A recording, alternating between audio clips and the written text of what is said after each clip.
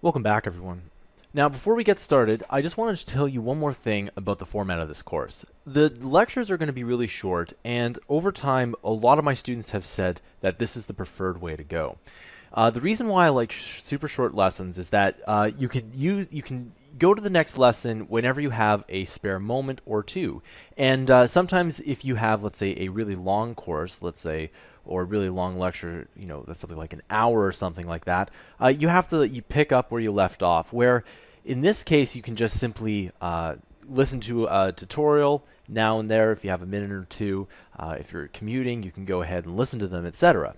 The other thing is that everything is nice and neat. The way I structure these lessons is that it's very nice and neat, and you can go back to it. So if there's something, for example, paragraph tag, we can go to a lesson with a paragraph tag, etc. All right. So the first thing we need to do is we need to set up an HTML body. Now, if we take a look at JSBIn here, you'll see that at the top we have HTML, CSS, JavaScript, console, and output. Now, you can click the console here, but we won't use that.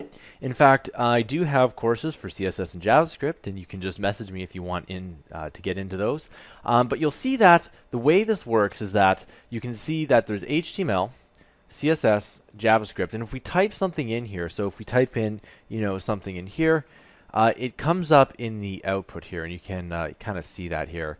It comes up right there, right? And that's not necessarily the way HTML is done. We have to actually physically set up the body and everything like that.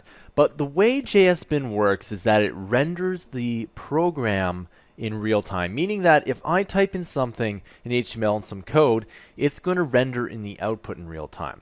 So I'm just going to go ahead and close those two, because the only thing we need to worry about here is the output. Okay, so JSBIn, what it does is it renders everything in real time, and that's awesome because you can test as much as you want. Okay, we're gonna set up the body in the next tutorial. I'll see you guys next time.